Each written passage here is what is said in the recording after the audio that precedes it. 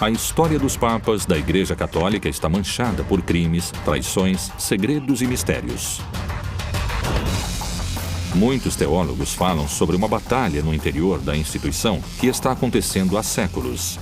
E os sumos pontífices não estariam livres dessas lutas. La Santa Sede e la Curia Romana avevano degli enormi problemi interni. Quais são os crimes e os pecados que ficaram escondidos no Vaticano durante séculos e que agora estão vindo à tona? Alguns sacerdotes cometeram um delito terrível de pedofilia. E isso acabou manchando a imagem da Igreja pelo fato de que se tentou esconder. Papa Benedetto XVI potesse finire in un attentato. Como se estabelece a estrutura de poder destes homens que governam a fé de milhões de pessoas ao redor do mundo? La Chiesa Cattolica, attraverso i secoli, si dà una struttura monarchica, imperiale, in cui il Papa comanda su tutti. Será que os papas da Igreja Católica sempre foram homens de fé e de humildade? Ou será que eles eram personagens ambiciosos que desejavam o poder? Certi papi sono stati troppo amici di dittatori, capi di Stato sanguinari.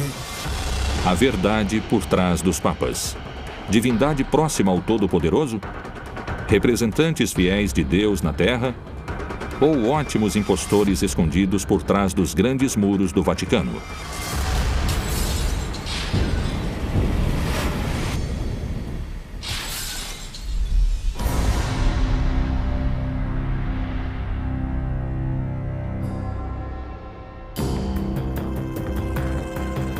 Atualmente, a Igreja Católica é uma das religiões com mais fiéis ao redor do mundo. Bilhões de pessoas professam sua fé, abraçando os ensinamentos do Novo Testamento e da interpretação que a instituição eclesiástica faz das Sagradas Escrituras. De que forma aconteceram os fatos pelos quais se passou da mensagem de um humilde e pobre campesino como Jesus aos papas da história do catolicismo? Pedro, segundo a tradição, foi o fundador. Ele foi o primeiro para quem Jesus Cristo confiou a criação da igreja. Jesus diz a este homem que se chamava Shimon Bar Yoná: a partir de agora você será pedra. O nome Pedro nasce naquele momento. Pedro é uma palavra derivada do grego e quer dizer pedra. E você será a base da minha comunidade, em grego eclésia. E é de lá que a palavra igreja nasceu. Te darei as chaves do reino dos céus. E, portanto, tudo o que proibires na terra será proibido no céu. Tudo o que permitires na terra será permitido no céu. Desde o início da origem do movimento de Jesus, se trata de uma mensagem que é dirigida às pessoas que estão na margem. Isto é, às classes que não estão associadas com o poder. Isto é o que caracteriza Jesus. Pedro vai ser considerado tradicionalmente como o primeiro bispo de Roma, porque ele foi o primeiro que ficou à frente da comunidade clandestina dos crentes. Entre os anos 303 e 311, os cristãos sofreram a mais sangrenta perseguição oficial do Império. Que tipo de mensagem Jesus proclamava que era capaz de alterar até as maiores autoridades do Império entre os romanos? Essa é uma mensagem dirigida ao povo, dirigida às prostitutas, dirigida às mulheres, dirigido precisamente àqueles que eram rejeitados pela igreja. Também está dirigida àqueles que não eram beneficiados pelo poder, e era exatamente por isso que era claro o perigo que um movimento como o de Jesus representava para as classes governantes. Nas primeiras épocas, esses crentes de Jesus eram os hereges com os quais iriam brigar, iriam lutar. Longe de silenciar a fé cristã, essa perseguição outorgou um caráter heróico aos apóstolos. E seu martírio conseguiu alimentar essa nova fé que foi se estendendo rapidamente por todo o Império Romano. No ano 313, o imperador romano chamado Constantino disse: a partir de hoje está permitido ser cristão. Por que Constantino permitiu que Pedro fosse considerado oficialmente o primeiro Papa da Igreja Católica?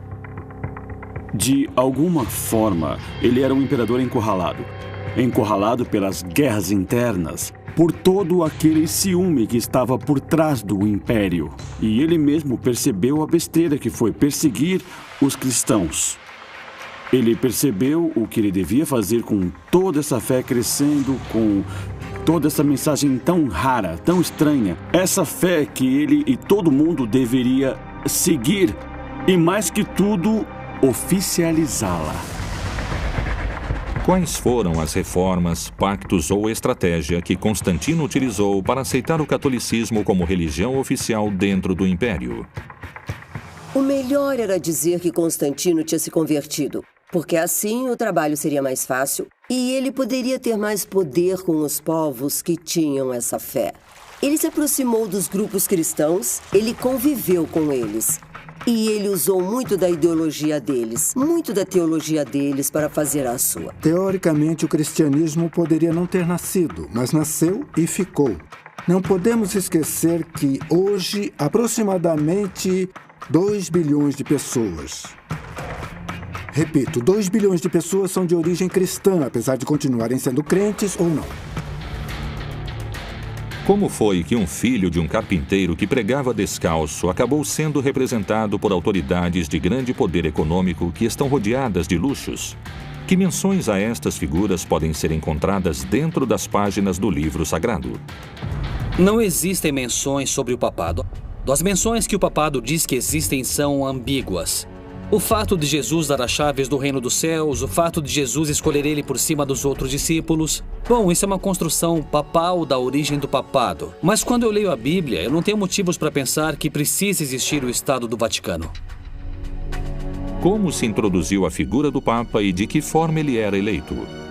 Durante os primeiros 3 séculos do desenvolvimento do cristianismo, eram escolhidos, vamos dizer, essas pessoas que mereciam respeito para dirigir a todos. Eles se chamavam de papas.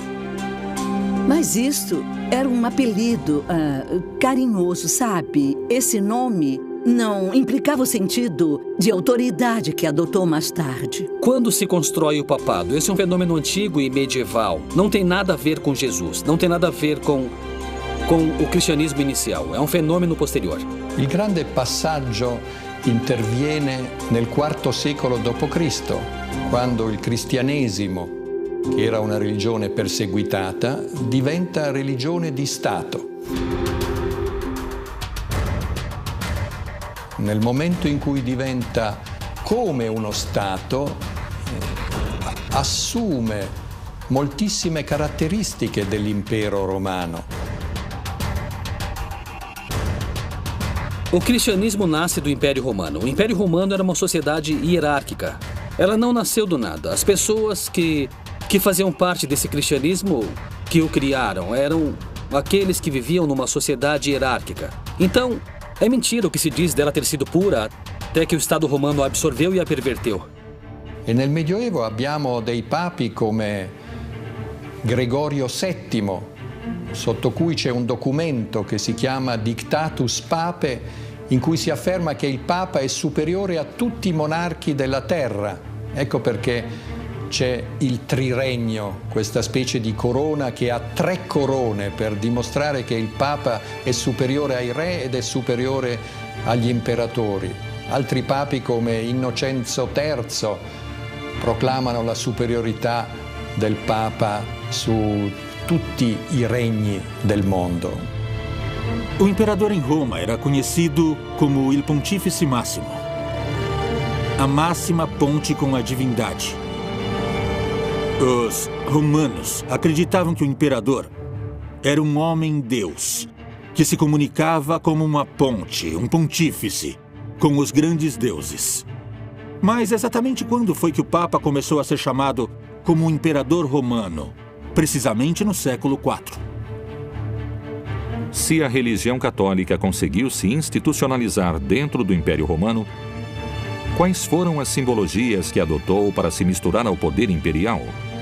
Lentamente i papi indossano anche i vestiti degli imperatori, il mantello rosso, le scarpe di porpora. La stola indicava il potere delle chiavi, cioè il potere del Papa di essere anche capo di Stato. Os símbolos tradicionais dos líderes da Igreja Católica se encontram com o papado de Francisco. Que reforma esse Papa adotou diante dos gestos que seus antecessores mantinham? Lui, con un gesto solo, si è spogliato di tutto, cioè si è spogliato di 16 secoli di tradizione. La faccia funerea, bianca e trasudante sudore del cerimoniere che aveva in braccio la stola del Papa. Dicono le voci che cercarono di convincere il Papa di mettersi le scarpe rosse e la mantella e il Papa rispose che se le piacciono così tanto se le metta lei. Questo Papa ha cominciato a porre dei gesti coerenti con il suo nome, perché il nome che ha assunto di Francesco non è un nome papale, ma è una condanna per lui. Existem séculos de história por trás da construção do primeiro Papa do catolicismo, com alguns momentos de escuridão e tramas secretas que atravessaram a metamorfose atual do Santo Pontífice. Os líderes da Igreja Católica Apostólica Romana são considerados pelos fiéis como representantes diretos de Deus na Terra. Será possível que os papas contemporâneos escondam seus atos associados ao pecado diante da fé cristã? Será que realmente o Papa João Paulo II teve uma amante que escondeu do Vaticano? Qual foi o motivo da renúncia do Papa Bento XVI? Que segredos vieram à tona com o vazamento dos documentos conhecidos como Vatilix?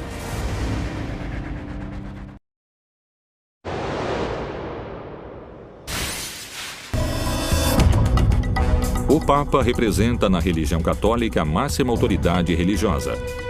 Abaixo dele se estende uma corrente hierárquica de cardeais, bispos e sacerdotes que chega a todos os cantos do planeta. Como surgiu a hierarquia que administra essa religião de multidões? No passado, existiram muitos conflitos sobre o assunto de qual bispo tinha mais autoridade sobre qual bispo. E quem determinou isto? A política e a guerra. Temos que pensar que o Vaticano tem uma história muito obscura. O nascimento do Estado do Vaticano e a eleição de distintos papas foram documentados através da história. É assim que surgem versões sangrentas, carregadas de mistério, traição e lutas pelo poder.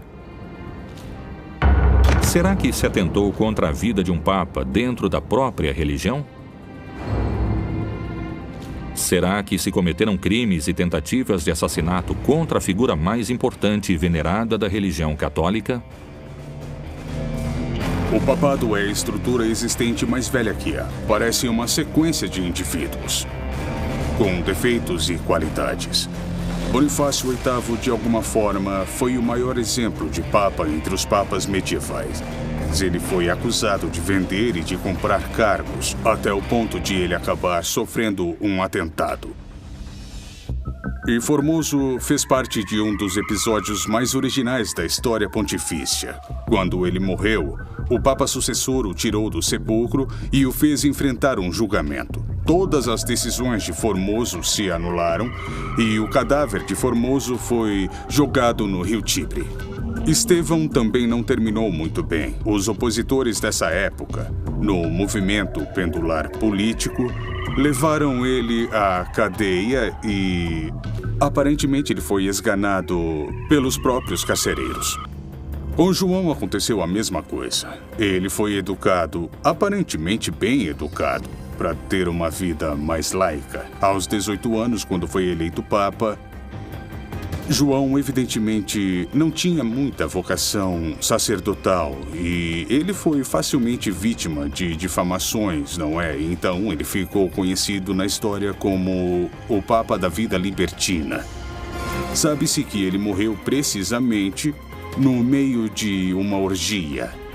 Esse é um bom exemplo do que implicaram as mudanças do pontificado naquele período tão complicado que eu acabei de falar.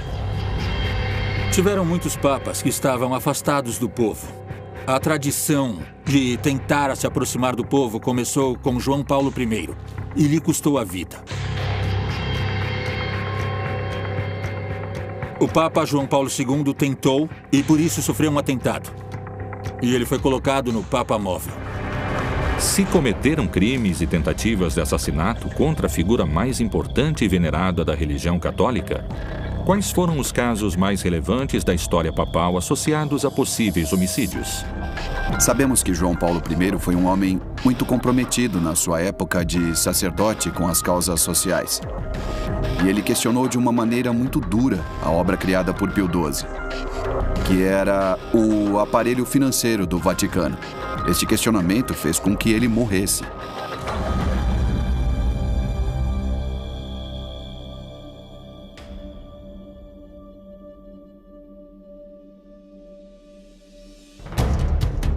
Foi um assassinato. Isso ficou muito claro nos livros e no famoso filme de Coppola, O Poderoso Chefão 3.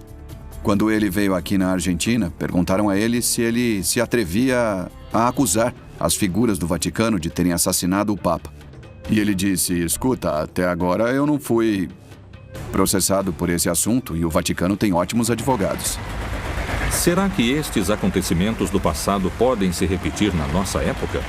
Por que tem setores que temem pela vida do Papa Francisco? Quais são os motivos pelos que cada vez mais os teólogos e os especialistas opinam sobre um possível atentado contra o Sumo Pontífice? O Papa Francisco não mora mais no Vaticano. Ele mora num convento em Santa Marta que fica em Roma. Ele disse que é por humildade, mas eu também acho que é por segurança. Porque ele está mexendo com interesses muito poderosos. Então é possível que eles tentem machucá-lo de alguma maneira ou fazer com que ele mude suas políticas. Os setores que estiveram numa crise profunda estão enfrentando Francisco. Inclusive, esses setores falam, Francisco, você é um papa herético. Essas são as proporções. Na verdade, ele está escolhendo muitos cardeais que vão votar quando ele morrer para que o próximo papa continue com essa linha liberal. Então agora existe uma luta de poder. Há muitas resistências, muitas sabotagens. Sabotagens que vieram à tona. Existem setores da intelectualidade conservadora e meios de comunicação que o questionam. Mas Francisco não amoleceu. Ele se sente sozinho. Existem movimentações muito fortes na igreja contra Francisco e há poder dentro da igreja. Se tem uma pessoa que resolveu terminar com toda essa máfia, ele sabe que isso pode ter um preço alto e perder a vida.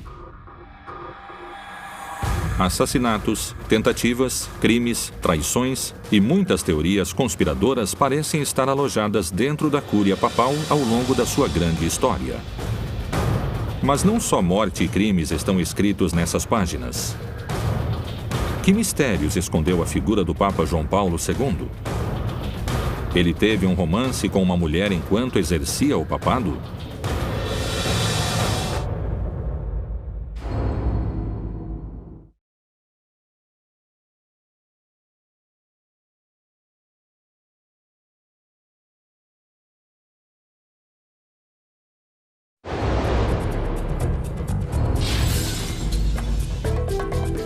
Uma das figuras mais populares da Igreja Católica é a figura de João Paulo II. Mas por que algumas pessoas afirmam que suas motivações eram mais políticas do que humanitárias? Qual é a história por trás das cartas de amor que ele mantinha com uma mulher e que foram descobertas recentemente? O Papa João Paulo II foi o primeiro Papa global. O primeiro Papa que entrou no lar daqueles que não eram católicos. Ele era um Papa televisivo, coincidiu com a mudança das tecnologias dos meios de comunicação. João Paulo II chegou com um projeto muito claro: consolidar, reforçar a unidade da igreja. Quando ele chegou, encontrou uma igreja polarizada, isto é, direita e esquerda. E quis deixar claro que existia uma só igreja. Giovanni Paolo II, nel 2000, aveva pronunciato il grande atto di pentimento per gli errori e gli orrori commessi dalla Chiesa Cattolica attraverso i secoli, l'antisemitismo, le guerre di religione, l'Inquisizione. E Giovanni Paolo II aveva riunito nel 1986 ad Assisi tutti i capi delle religioni mondiali per pregare insieme per la pace. Queste cose avevano destabilizzato i conservatori, che quindi volevano di nuovo um papato più tradizionalista. Ele foi fundamental quando se tornou o primeiro papa da Era Moderna que entrou numa sinagoga, o primeiro também que entrou numa mesquita, precisamente para ressaltar o respeito que para ele era fundamental para aproximar os seres humanos, para ter uma convivência che è molto necessaria nesse mondo che temos che vivere. Giovanni Paolo II ha regnato per quasi 28 anni e dunque è stato un regno lungo e in quel periodo di tempo è riuscito a strutturare tutto il suo potere in maniera quasi dittatoriale all'interno del Vaticano. Non c'era mosca che volasse senza che Giovanni Paolo II e il gruppo dei polacchi che governava il Vaticano non lo sapesse. A figura do Papa João Paulo II é considerada por muitas pessoas como uma das mais lembradas de toda a história. Mas também existem pessoas que eram contra seus vínculos e contra sua influência política. Um objetivo fundamental para João Paulo II na década dos anos 80 era o de lutar contra o comunismo em todos os lugares, em todos os espaços.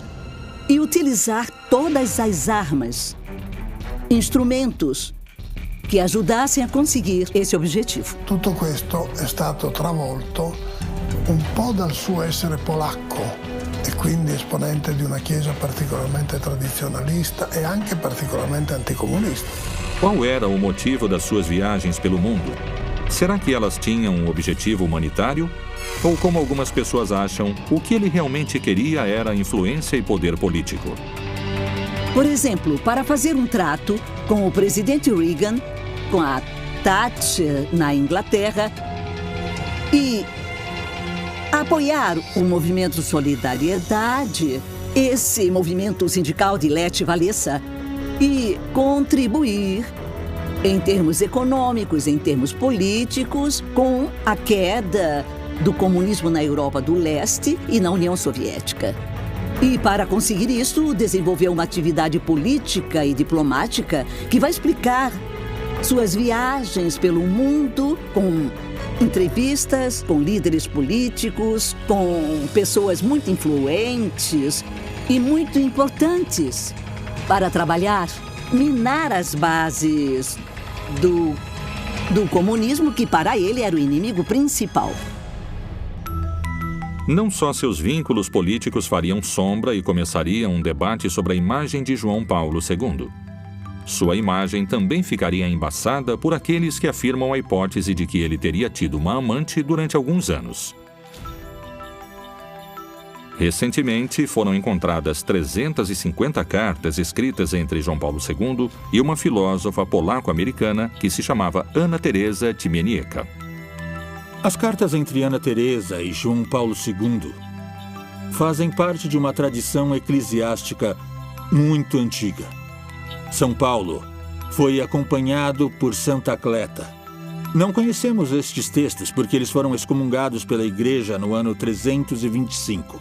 São João da Cruz e Santa Teresa de Ávila eram outro casal dentro da tradição eclesiástica que mantinham uma comunicação epistolar muito rica. E não é só isso, mas também romântica, era de parceiros. Eu acredito que essas cartas são reais, são verdadeiras, porque elas foram levadas em conta durante o processo. Essa correspondência demonstra, de um lado, o grande respeito do Papa João Paulo II diante da figura da mulher. Isto é, ter uma amiga com quem ele se correspondia não significa querer fazer sexo. Para uma sociedade que continua associando sexo com o pecado, a relação erótica com o mal, quase sempre espera que essas figuras religiosas fiquem totalmente afastadas das paixões humanas.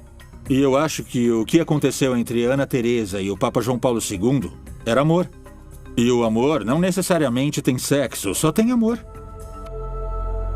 Eu lembro que eles falavam sobre assuntos teológicos, falavam sobre assuntos filosóficos. E numa das últimas cartas que João Paulo II escreveu, ele lhe deu um escapulário da Nossa Senhora do Carmo. Eu não sei se essa mulher era crente ou não. De qualquer jeito, se demonstrou uma relação de um nível muito elevado. Numa das cartas enviadas no ano de 1976, João Paulo II escreveu: Minha querida Teresa, recebi as 3 cartas. Você escreve sobre sentir-se despedaçada, mas não consigo encontrar nenhuma resposta para essas palavras.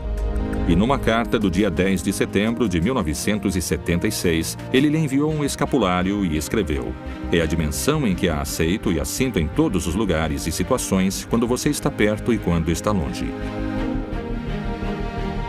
Me lo augurerei per loro di nuovo, cioè, siccome non ci vedrei niente di male o di deprecabile, se è successo tanto meglio, ma di più. Que João Paulo II tivesse uma amante, eu considero uma coisa de fábulas, uma coisa absolutamente impossível. Com muitas opiniões divididas, a verdade sobre o relacionamento deles continuará sendo um mistério. Mais importante do que a polêmica, o Papa João Paulo II se tornou um personagem que atravessou fronteiras e que construiu pontes interreligiosas. É por isso que ele foi canonizado alguns anos antes da sua morte. Quem viria depois dele? Una volta morto l'imperatore e una volta eletto un papa più fragile e meno carismatico di Giovanni Paolo II, cioè Benedetto XVI, tutte le lotte e gli asti per la gestione del potere, per il controllo delle ricchezze economiche, per il controllo degli appalti, oltre a scontri dottrinari, sono esplosi. O que se conhece realmente sobre o papado de Bento XVI? Quais foram as motivações da sua renúncia? Que escândalos se encontraram no vazamento dos famosos documentos secretos conhecidos como Vatilix?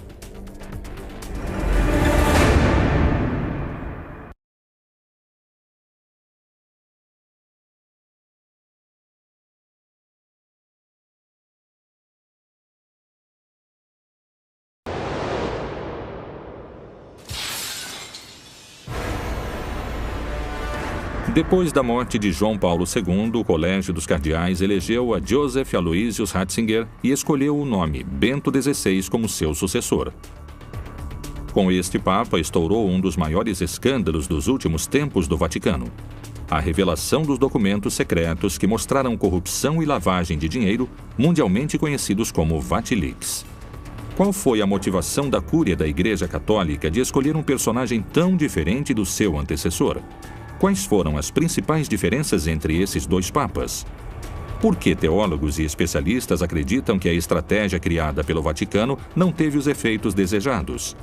Como impactou a decisão dentro da Santa Sé e ao redor do mundo com seus milhões de fiéis? Eu acho que são opostos e, diferentemente de João Paulo II, que era uma pessoa muito carismática que se dava muito bem com toda a mídia. O perfil de Ratzinger era frio, intelectual, um continuador no que se refere a todo o pensamento conservador di João Paulo II. Però è stato eletto da un gruppo molto conservatore nel conclave del 2005, soprattutto ad opera dell'Opus Dei, perché vi fosse di nuovo un papato della tradizione. Quais são as bases e os fundamentos pelos quais se elege a sucessão de um Papa? Isto tem algo a ver com a capacidade, com a trajetória individual, ou isto responde só a um interesse político da instituição religiosa? Bento XVI realmente era uma pessoa que se acreditava que tinha uma grande capacidade intelectual, era um grande teólogo, um papa de bibliotecas. Purtroppo non ha le qualità dell'uomo di governo, non è un leader politico e bisogna essere anche politici se si è papi. O papado de Bento XVI foi minado por todo tipo de crise. Assim que ele assumiu o cargo, teve que enfrentar distintos tipos de conflito ao mesmo tempo. Mas a revelação dos documentos secretos chamados de Vatilix seria, sem sombra de dúvidas, seu pior inimigo. Existem muitas opiniões no que diz respeito a este acontecimento como o começo de um final anunciado. E quindi il suo pontificato è stato segnato da moltissime crisi con il mondo islamico per il discorso di Ratisbona, crisi con il mondo ebraico perché aveva tolto la scomunica ad un vescovo antisemita del movimento lefebvriano, crisi con il mondo della scienza perché aveva detto che i preservativi favoriscono l'AIDS, l'HIV, crisi con i cattolici stessi perché aveva dato spazio proprio ai nemici del concilio, e cioè al dialogo con il movimento cismatico di Lefebvre. Os principais conflitos que Ratzinger teve que enfrentar tiveram origem no pontificado de João Paulo II. Um desses conflitos que eu acho importante, porque é o eixo de atuação de uma instituição religiosa, é aquele que tem a ver com a pederastia. Esses escândalos, desde o final do século XX, começaram a ficar conhecidos, não é? Nos Estados Unidos, tem processos muito fortes contra a Igreja Católica. No Vaticano, os grupos conservadores que pertenciam à geração de João Paulo II mantinham uma estrutura de poder, de privilégios, que começou a rachar exatamente por causa das pressões e escândalos internacionais de pederastia. Isso provocou uma quebra no interior da Cúria Romana e uma luta interna de poder. E então começaram a vir à tona diversos casos de sacerdotes que tinham cometido delitos desse tipo. E isso enfraqueceu a igreja, pelo fato de que existia a impressão por parte de muitos setores de que a igreja queria, de alguma forma, esconder esses delitos.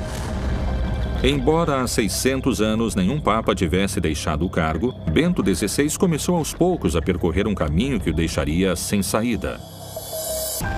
De todas as crises, teve uma em especial que fez ele renunciar de um cargo supostamente indeclinável. Também estourou a crise sobre o assunto das finanças do Vaticano, que ficaram conhecidas publicamente através dos famosos Vatilix.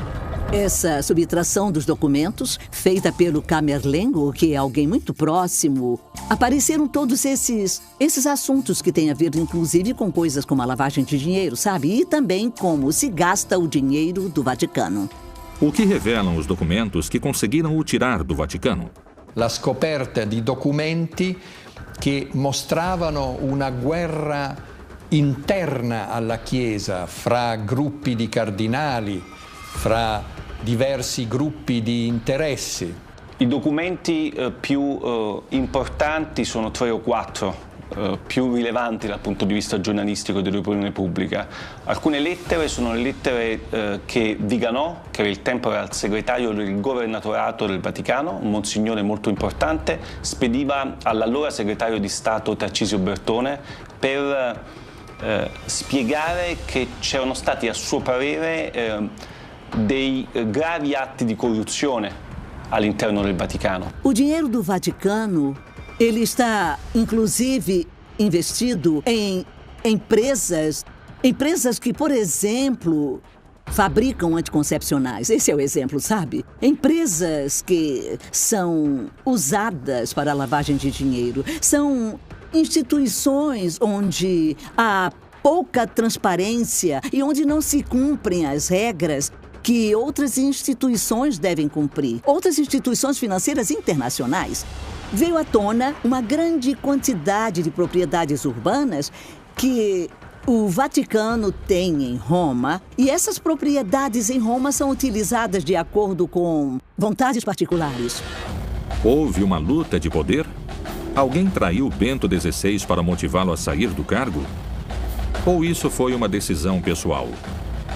De que forma o Papa reagiu diante desse escândalo que aconteceu dentro da Santa Sé?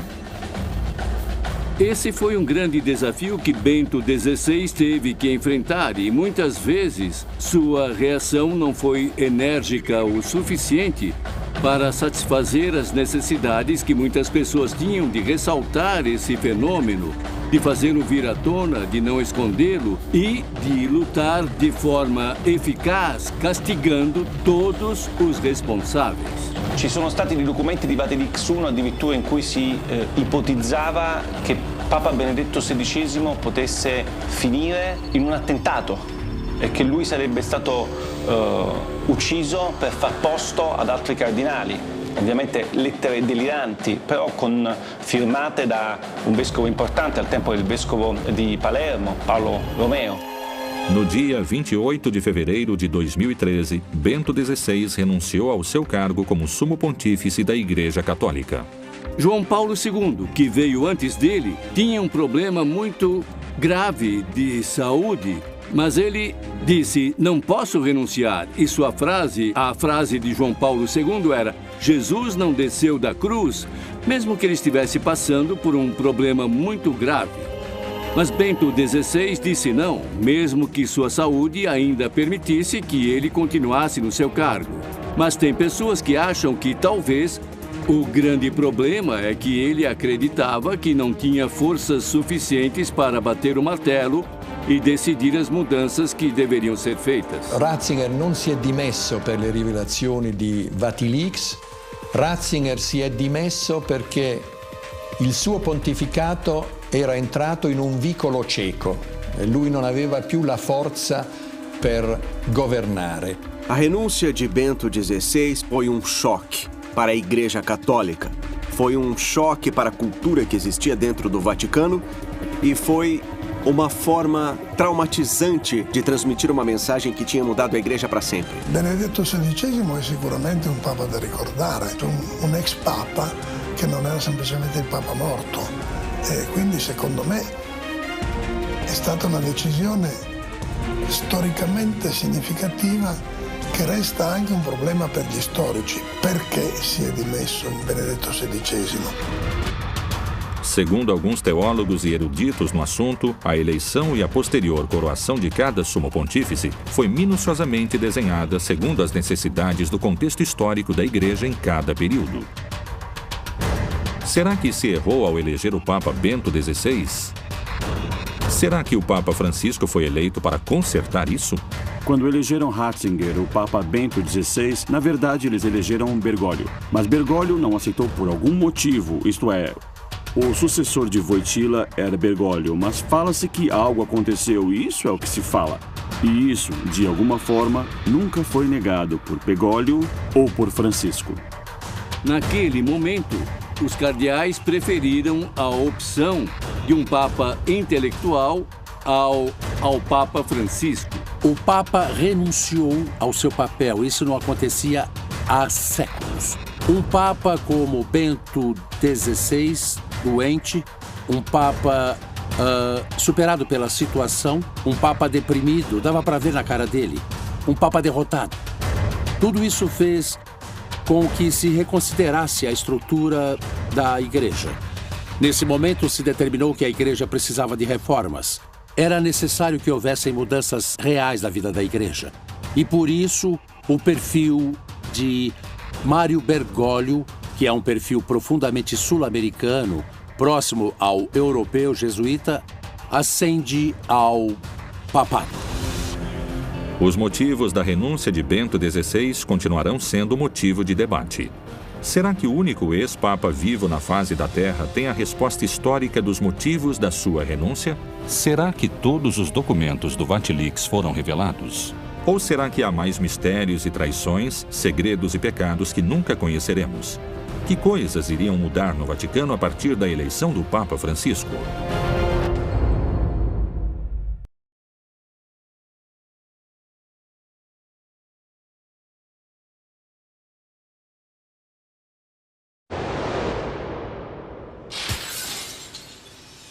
Depois da renúncia de Bento XVI e de um breve período de sé vacante, no ano de 2013, o cardeal sul-americano Jorge Bergoglio assumiu a cátedra de São Pedro. Habemus Papa!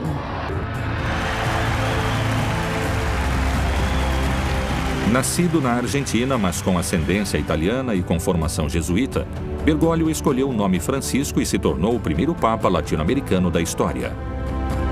Que classe de papado nasceu com ele? Papa Francesco è stato eletto esclusivamente con questo obiettivo: riformare la curia romana, che era ormai arrivata ad un degrado di immoralità inconcepibile. La curia romana è un pachiderma così pesante e così radicato nel pensiero, nel costume, che non basterà un Papa Francesco, ce ne vorranno almeno 10 Papi Francesco per poterla sminare e destrutturare dalle fondamenta. Eu acho que o Papa Francisco chegou na hora certa. E aqueles que entendem do nosso catolicismo entendem que por trás de tudo isso tem um estado político, social, que não vai deixar ele trabalhar como gostaria. Será que ele poderá renovar a fé dos católicos e atrair novos fiéis à igreja? Eu acho que o Francisco está fazendo é nos desafiar a viver o Evangelho. A própria presença dele é bondade, é Evangelho. Ele abraça, beija, sorri. Esse é o caso do Papa Francisco, que não só atrai fiéis do mundo católico, e não tantos quanto gostaria. Ele atrai muito mais gente fora do mundo católico, ex-socialistas, ex-comunistas, ex-progressistas, que atualmente não se sentem representados por nenhum partido, por nenhum grupo. E nesse Papa encontram uma liderança que nunca teria sido pensada há 40 ou 50 anos. Francisco é considerado por muitos como um papa humilde que quer fazer uma igreja pobre para os pobres.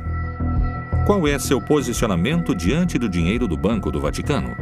Francesco ha cercato e sta ancora cercando di portare avanti un'opera di pulizia per cacciare via dalla banca tutte le persone che non ne hanno diritto, e penso che un'opera di pulizia in effetti sia stata fatta. Tem vários gestos no pontificado de Francisco que vão entrar para a história. São gestos completamente coerentes com sua forma de enxergar a igreja e, mais importante, sua forma de enxergar as pessoas.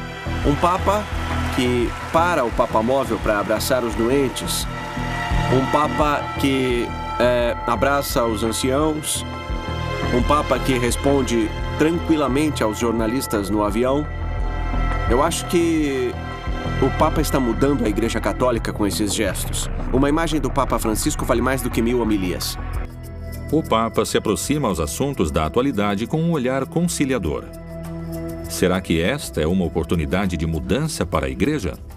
Voglio vedere come andrà a finire la rivoluzione di Francesco, perché, come dire, c'è nel pontificato di Francesco certamente un elemento di riduzione del peso della Chiesa, di riduzione del potere, della presenza temporale, che secondo me è importantissima per salvare la fede dei pochi credenti ancora esistenti. Quello che Francesco sta facendo e che io guardo con simpatia, ma anche con timore e tremore, come direbbe Kierkegaard. O Papa Francisco é o novo cantor de uma música que já tinha sido cantada por outros papas. A música é a mesma, mas o cantor faz com que pareça uma música muito mais... Bom, é o ritmo latino, é um papa com coração latino que deixa essa música muito mais contagiante.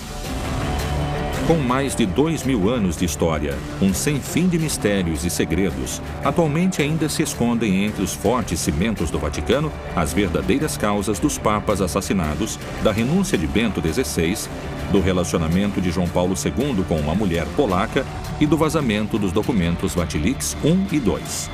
Esses são só alguns acontecimentos. A história dos papas da Igreja Católica edita todo dia um novo capítulo, com uma sucessão de líderes que atualmente tem o Papa Francisco escrevendo suas páginas.